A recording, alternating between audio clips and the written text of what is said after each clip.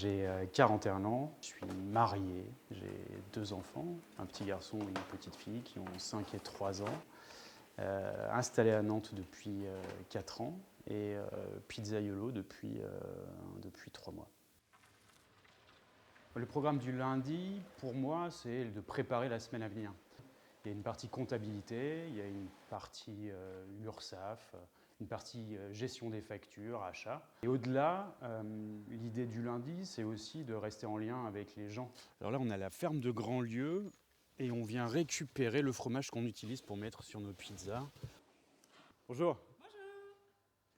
Gwenaëlle. Alors voici, je le pose là. Les pizzas, c'est du pain, du fromage, des légumes, de la charcuterie, et tout ça, on l'a autour de nous. On a fait tous les marchés du coin, rencontré différents producteurs, testé différents produits, et puis on s'est rendu compte qu'en les assemblant ensemble, on a réussi à trouver des associations de saveurs qui étaient assez incroyables.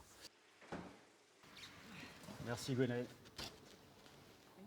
On nous parle de sociétés énervées, à cran, à bout de nerfs, qui seraient prêtes à imploser. Et très franchement, cette colère latente dont on a le sentiment de vivre et d'être baigné dans cette atmosphère-là, on ne l'a pas ressenti.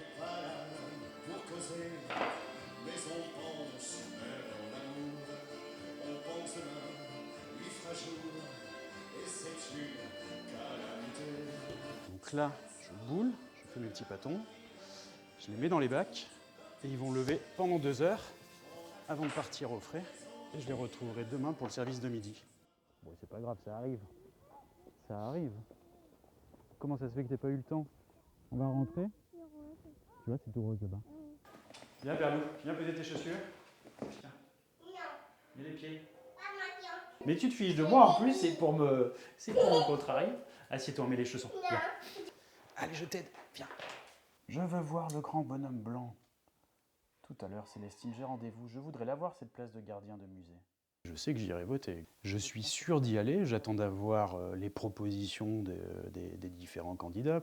J'ai le sentiment qu'on réagit beaucoup dans l'émotion du quotidien. C'est toujours plus simple de parler de manière désespérée et de faire appel à la peur des gens ou à leur colère. Et ouais, je voudrais pas que le débat ne tourne qu'autour de ça, parce que le XXIe siècle, c'est la 3e révolution industrielle, c'est la montée en puissance de l'intelligence artificielle, c'est des sujets comme l'éducation qui vont devenir cruciaux parce que la plupart des boulots seront complètement métamorphosés ou auront disparu à l'horizon de 10 ou 15 ans.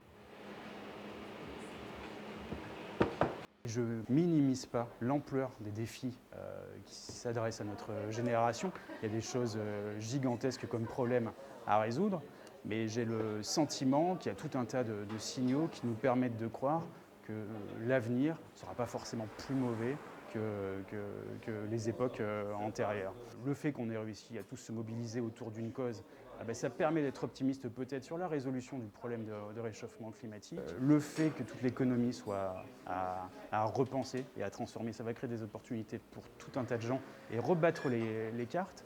Et donc tout ça, sans minimiser tous les problèmes, parce qu'ils sont réels et de toute façon ils ne sont pas traités pour l'instant, je trouve que c'est excitant. On vit une époque excitante où il y a plein de choses à réaliser et c'est plutôt stimulant de s'y retrouver.